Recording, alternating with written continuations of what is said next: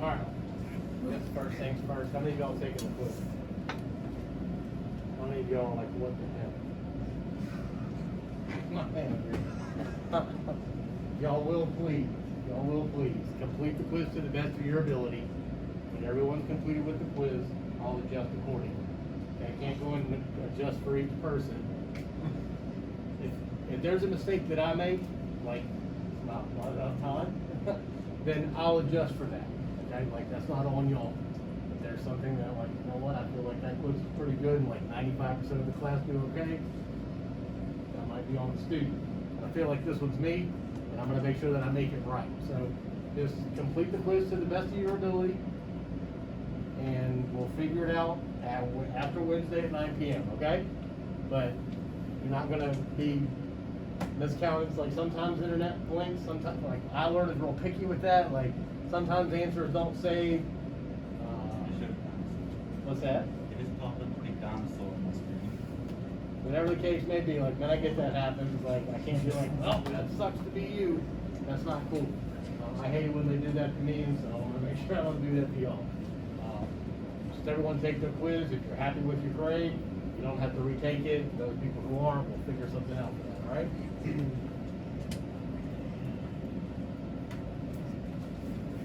All right, so I mentioned about assignment 2. Some people may have printed it off. It wasn't like it was required, but I will go over kind of how we're going to go about completing that assignment. We are still working on web tool surveying, so it's pretty straightforward and intuitive. Anytime you're learning a new software, it's just about clicking on tabs and finding out where that is. So I guess for me, I've worked with Web Soil Survey. It seems like it walks you right through everything you need to do. Some students may have a little bit of problems with that, and that's okay. It's learning a new software. So it asks you to go into 2390 Gainsborough.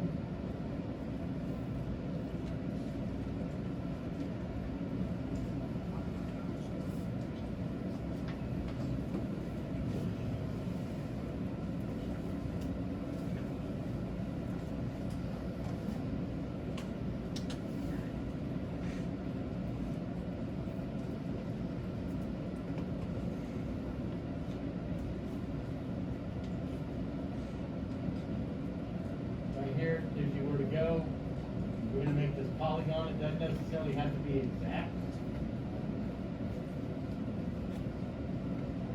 The polygon is right here, this little ALI button. And you can just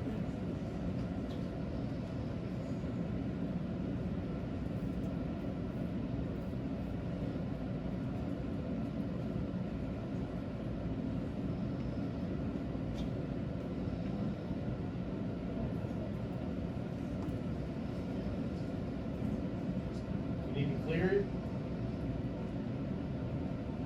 We'll tab it. It is there, you just have to look for it a little bit. Not here.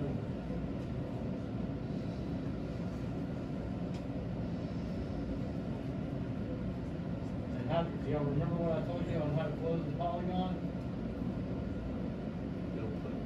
Double click. And then next we'll go to soil map. That'll give you a list of all of those soils. And it'll be asking you questions about the different soil types, or there are some different functionalities within here. In this Soil Data Explorer, this is where you can go in and see if there's what type of water features there may be. This is something that it asks.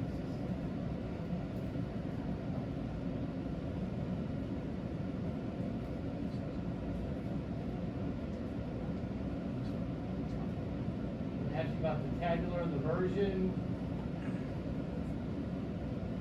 That's right here, which version it is.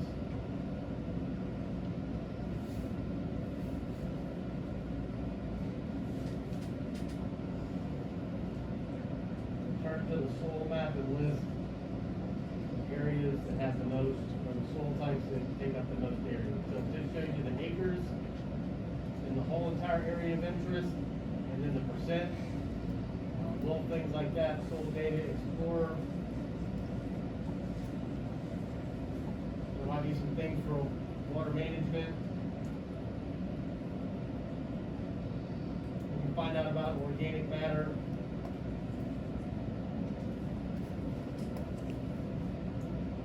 The properties and the qualities. So there's your CEC. You can find out about pH, organic matter, bulk density, things of that nature. All this is just getting you to kind of walk through it. It seems like it's pretty straightforward with little icons and whatnot. So the hardest part students struggle with is getting that polygon to close. Other than that, the assignment's pretty straightforward. Shouldn't take any more than an hour. I think we did it in soil and water conservation in like 45 minutes. So we did that in class and it was done fairly quickly. I don't think that's due for a while, but as I left out of formation and classification, this is the tool that kind of you will use in the future.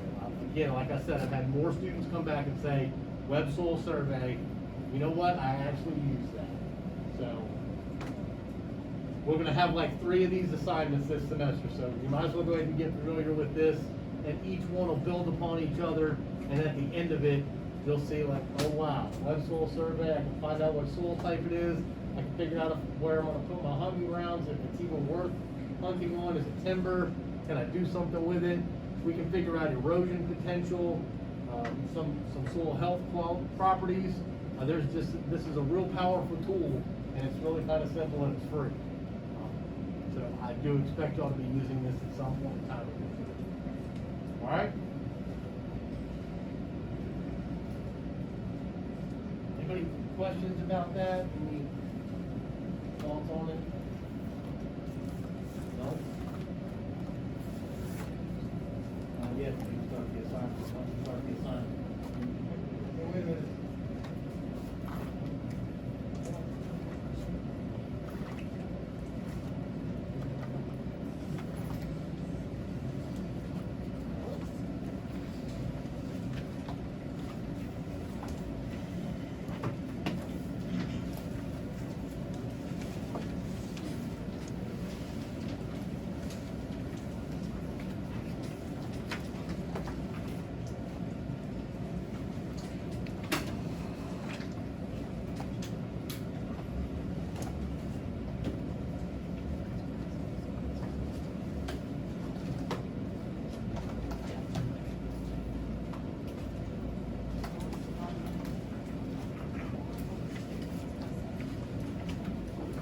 All right, we're going all the way back. We have our 5 soil forming factors. We have our 4 soil forming processes. And between the factors and the processes, this is giving us both the soil physical and the soil chemical properties. And that's kind of the direction of the classes. So today we're going to talk about the physical properties, like the actual, in my hand, properties of the soil. And so the lab today is going to be texture. Good, no more white. All right. So we talked about that an ideal soil has this composition where we have the mineral and the pore space, and so this kind of gives it in, if you can think about it in a cube, or like a sponge. A sponge is a really good example of soil, right? So we have this, we have some tangible material, the material that the sponge is made out of, and then there's large pores in that sponge, and then there are kind of like small pores in that sponge. And depending on those pores and the material that it's made out of, kind of determines how much water it can kind of hold and take up.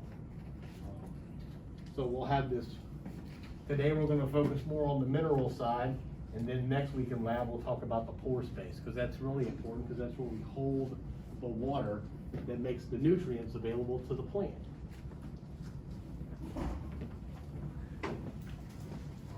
We'll go over this hue, value, and chroma.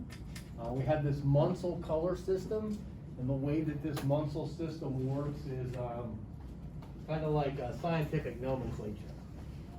I know we all love scientific names. Make sure we write them in italics. But in order for me to be able to communicate with Macklin, I'm in Middle Tennessee and Macklin's in East Tennessee, and I say, hey, I've got this soil and it looks like this. And he goes, oh, you mean it looks like that? Well, it's a clay, and, well, what color is it? And I go, I don't know, it's kind of gray. I don't have that, I don't, what shade of gray? What shade of red? What shade of yellow? I don't know, it's a, bless you. Well, it's a gooky looking color.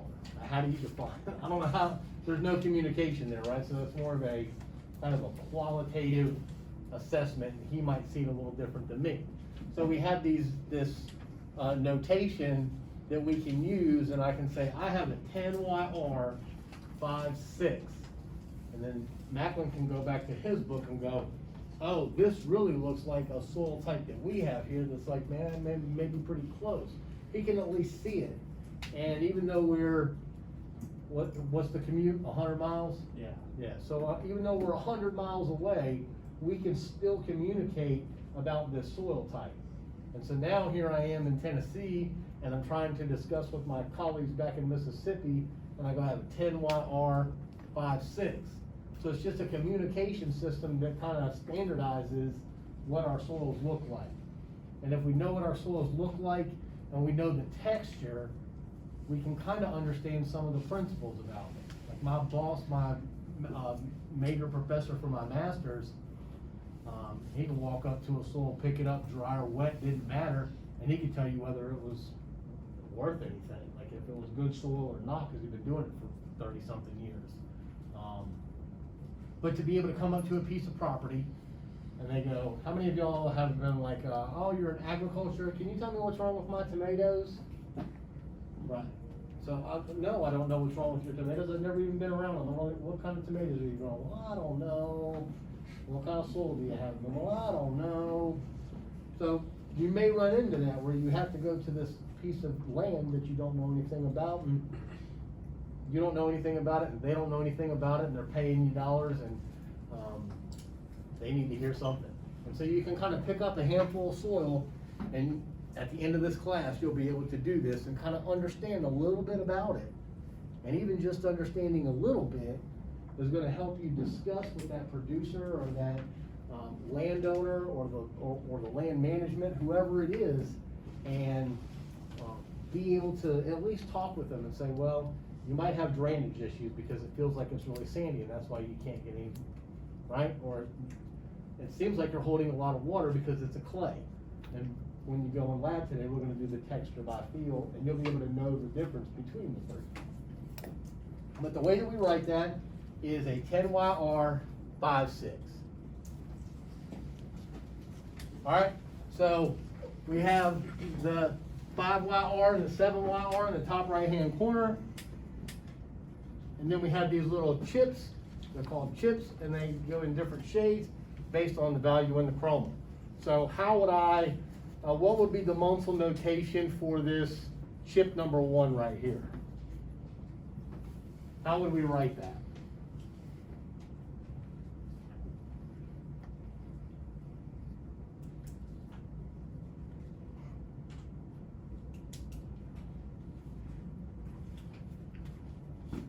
The first thing we need to know is that we're gonna have at least a page to send us to. And you'll see this in the Munsell book when we go down the lab in just a little bit. It'll make a little more sense. But I'm just setting this up so I'm not running around to 12 different groups explaining how we write this Munsell notation. So the first thing you're gonna do is get to your page. So we have a 5YR. We're gonna read the value, which is 4. And then we're gonna read the chroma across the bottom, 2. So we have a 5YR 4/2.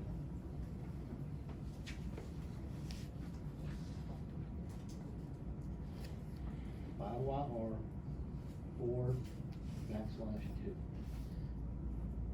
Right, I didn't really have that on the. What about this one? How will we write this one?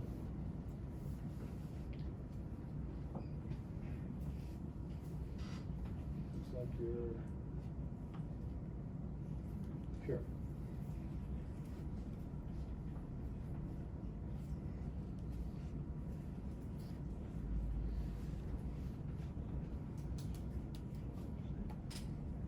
Henry said we got a 7.5 YR, 7/6. There you go. Pretty simple. We're soil scientists, we're not very bright. We like to keep things very concise and easy. And so what's gonna change this color is going to be the amount of organic matter, the water content, and whether it's been reduced or oxidized. And that's really more into soil classification. We start talking about redoxamorphic features and all that soil science and stuff that I'm not necessarily overly excited to tell you all about. But it's these things, like you'll be able to see the difference. We're gonna do the Munsell dry, and then you'll do it after you get it wet, and you'll see how that changes the value and the chroma. Here's some of that organic matter, and we have these redoxamorphic features. You may see this driving along the highway. Well, where was that? I was driving somewhere the other day, and there was this big kind of orangish reddish streak that ran right down the side of this rock. I think maybe I was going up to Livingston. And I'm sure y'all seen this driving around Tennessee. There's all these different colors, and sometimes there's a little pocket of this light yellow, or maybe there's like this really deep red, or there's a streak, and it's just kind of the way that that water flowed through that material over the years, or maybe as it was being formed. So we have, remember that lava coming out that undergoes the rock cycle, and maybe just that particular head-on or area, circumference straight down, had more iron in it. There might be zones of alluviation and something has moved through that. Like there's so many different things, if you're into geology in that department, those are the things they talk about. And then our soil texture, many of us are aware, it's sand, silt, and clay. And we determine these based on the size of the particle.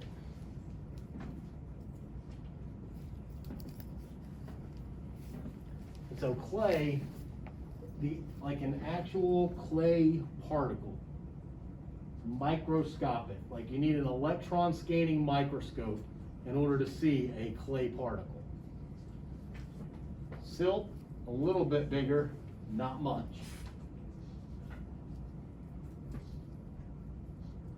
And then sand, we've all held up at least one piece of sand, right? So we can at least put a piece of sand in between our thumb and our forefinger and move that around. And then gravel's obviously a little bit bigger, so we really don't mess with much gravel. Although we actually do have a lot of gravel in our soils around here, because when I go to pull soil samples, I only get to go 2 inches into the ground before I hit this big chunk of chert rock. So you might run into some of that. So these soil physical properties are actually going to influence some of our soil chemical properties. Hayden, you ever heard of sand, silt, and clay? Yes. Okay.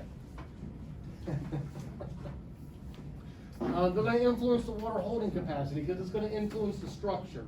So it's going to influence our sponge, the way that that sponge is kind of designed in that soil to hold that water.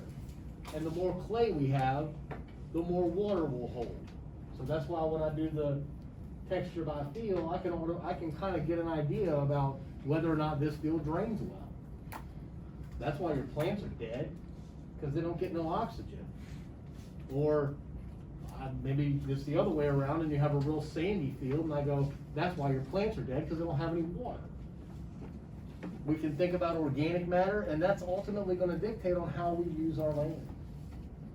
You can get that information from Web Soil Survey. So we talked about this thing about surface area, and these clay colloids have this just ginormous surface area. We talk about like a handful of soil having the surface area of a football field. And so when I think about like surface area, many of us are familiar with Rubik's Cubes, right? There's like nine basic, think about this, there's 9 stickers on each side.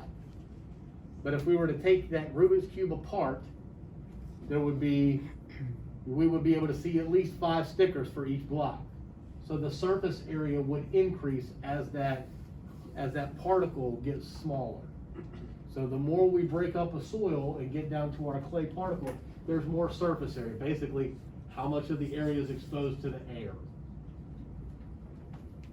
And that's gonna influence water and nutrient retention, rate of weathering, the charge on the soil, whether it's going to be like if it's gonna have a high CEC or a low CEC, and microbial activity.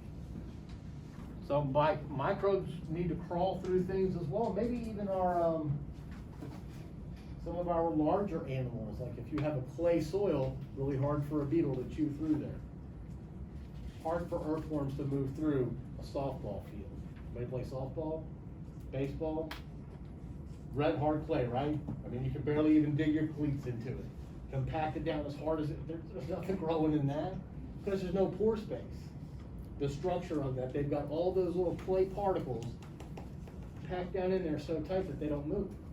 It's almost like, it's like concrete. And microbes can't live in the concrete. So all of these things are gonna go into play, and so as we move forward into the semester, we'll talk about those organisms, the organic matter, the nutrients, and the water. This is kind of the lead up to that. So we typically have kind of like 3 classes, kind of sandy. It's gonna be a sandy something, it's gonna be a loamy something, or it's gonna be a clayey. Clay loam, a soil loam, silt loam, a sandy. There's like 12 textural classes that it could possibly be. And the way that we determine that, we're gonna do this one in class today, in lab. It's gonna be texture by field. And then the other one is called the Boyacoste method, or the hydrometer method. So you can send your soil samples off to the lab, and you can have them determine the sand, silt, and clay content if it's that important. It's like $18 for someone to do the test. And this is what they do all day in these soil testing labs. And so if y'all remember, I mentioned about alluvial floodplains and where the sand, silt, and clay settle out. And so it's really about Stokes' law as to how those particles settle out. Because you gotta think about the Mississippi churning up these sediments all the way from Minnesota. And those are constantly in suspension, and they're being shaken, and they're actually really settling out and being separated through the churning of the water. So you get all that comes down, and as it comes down and overflows the bank, the sand settles out first, and then the silt settles out, and then finally the clay settles out. And it's all based on this principle that we're not gonna go over.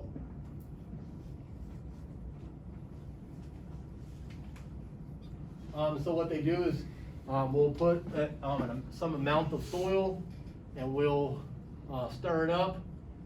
We'll let the sand settle first, and we'll drop like a buoy. This is where they get buoy from. Buoy. And so this will kind of bob up and down until it settles, and what's making it move up and down is how much silt and clay is actually in that suspension. And so as the silt starts to settle out like 2 days later, you're left with the clay. And so like this is a very long, tedious process. This is like a 24 to 48 hour thing. That's why we're not doing it in the lab. All just so that you can watch a bobber go up and down in a cylinder.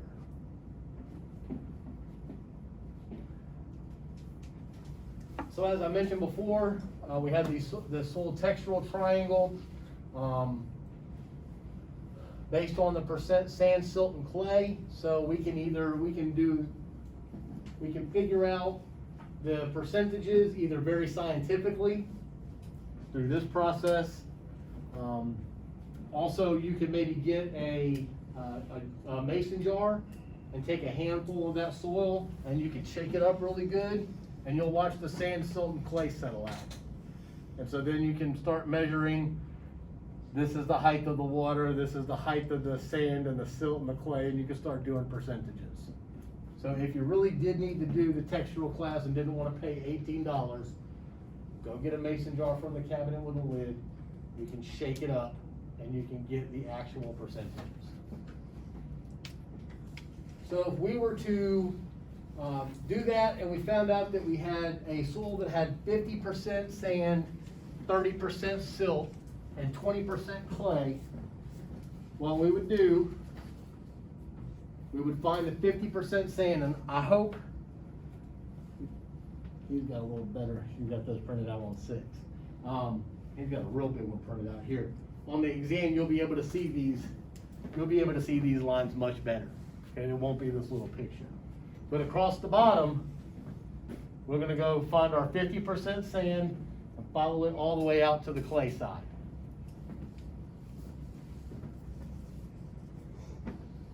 Next, we're gonna find the silt. You could have found the clay too, it just all depends on which way it's been given. You just need to know where to start from. Sand, clay, and then silt. And so we'll find 30, and we'll bring it on down, and where those two cross, that's the soil textural class. Now if we add the 20% clay in there, wherever those 3 lines cross, we get more defined. So anywhere inside this, anybody good in geometry? Nope, my man just automatically said no geometry. Whatever this rhombus or some zoid thing is, we have a loan. But we really only need 2 of these. Like we could have found this with 30% silt and 20% clay. But the ones you're gonna find the quickest are gonna be the sand. Because remember, it's gonna settle first. So once you know the sand, we start here, we know it's either gonna be a sandy loam, a sandy clay loam, sandy clay, or a loam. You can automatically kind of deduce what the answer is gonna be just with the sand content.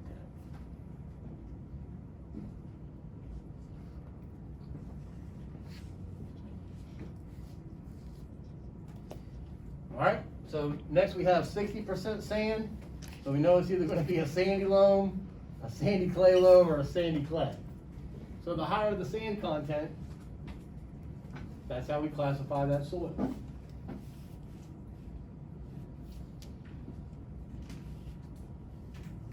I'll leave y'all one to do. This is.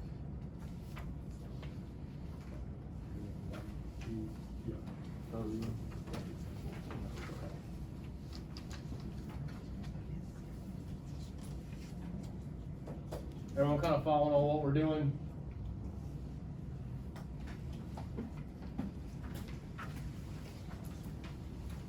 So this is going to be for our texture. That texture is going to determine kind of what our structure is going to be. Because if we have a lot of sand, again, I'm going to go back to the baseball field. That clay sits on top of each other, and they're kind of rounded, maybe even plate-like. So you have these thin layers of clay sitting on top of it. Remember, we're talking microscopic now. Electron microscopic plates of clay that are sitting on top of each other that get compacted down. But if you have, like, when I think about sand sitting on top of each other, I think about it almost like that Rubik's Cube. But that's not always going to sit quite the same way. Not all sand is perfectly cubic. It gets broken or it gets crushed, and now it's kind of jagged. And all that goes into how that soil is, like, as a structure.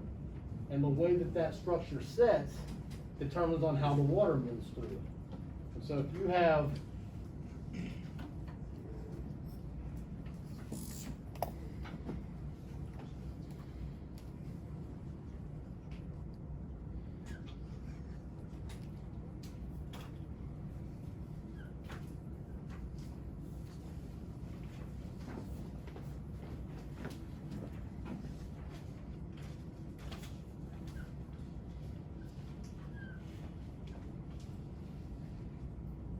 this plate-like structure, the water, I know some of y'all can't see that, I'll come over there. The water needs to travel here. It may go here and have to come back down over here. It looks like a maze, right? The longer that water takes to get to the bottom determines on how well your crop survives. It also determines on if you have any groundwater. So if this water, for this side of the classroom, if this water, it will come down there, right?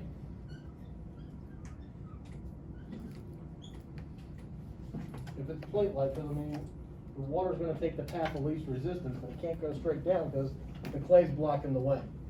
But if it were like a Rubik's Cube, where would the water go?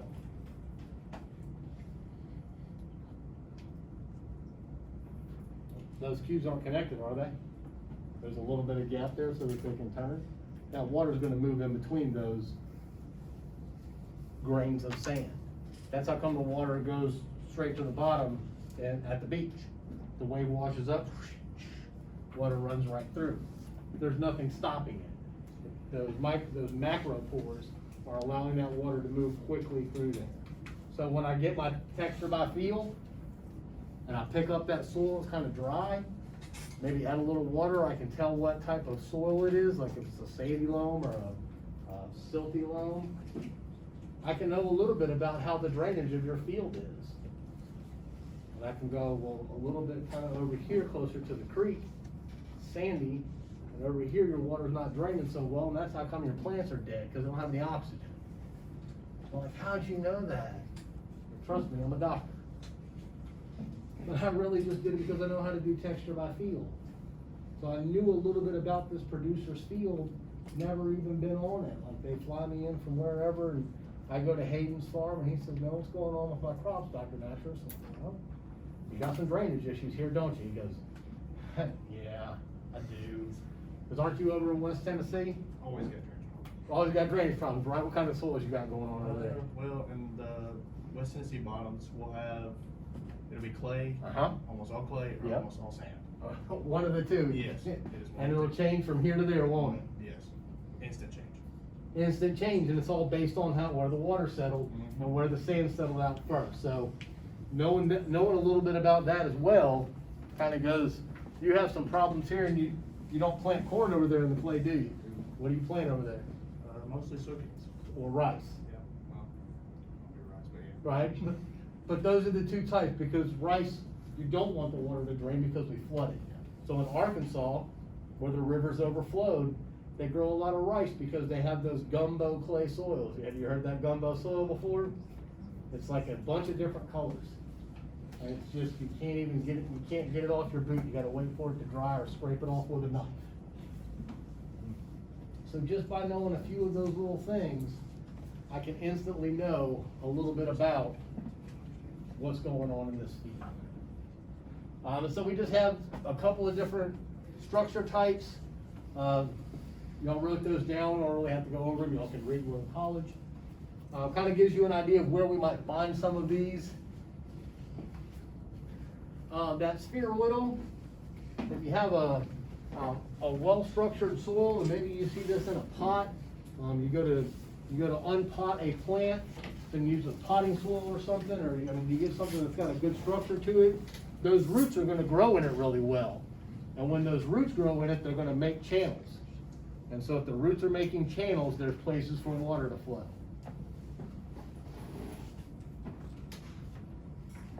Here's this plate-like structure that I was talking about. So you have water trying to go down, but it can't. And if water can't go down, it goes to the side. So it has to travel through each one of these channels to finally make it to the bottom. This is what you have in your field.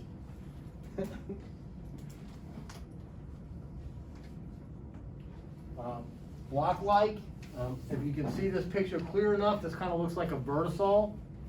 See the cracks? So there's a clay material that's shrunk and swelled, and through that shrinking and swelling, those cracks started to form. And then we start getting into the real technical stuff because no one can ever agree on anything, right?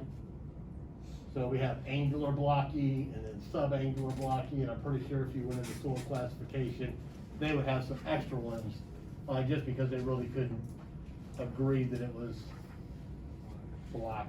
Can't we just call it blocky? Columnar, you'll see this with a salt cap typically in your arid soils.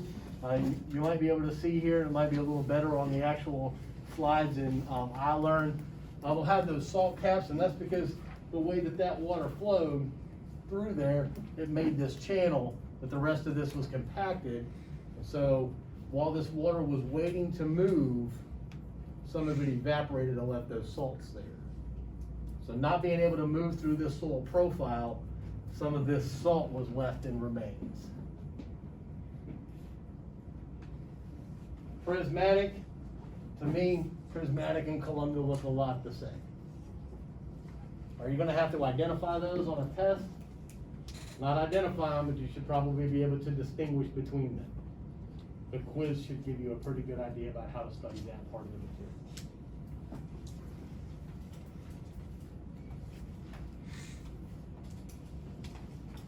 Alright, I think I'm gonna stop with the math right here. Let's not do any math today. That'll give you all a little bit of time to use the bathroom and maybe get something to eat. And then head on down the lab. Yes? Can you go back to the first slide that we did today?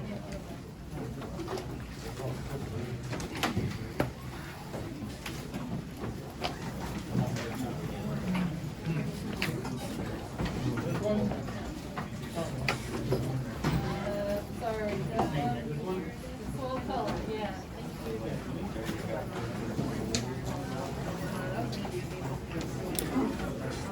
Gotta go. I'll post the video, brother.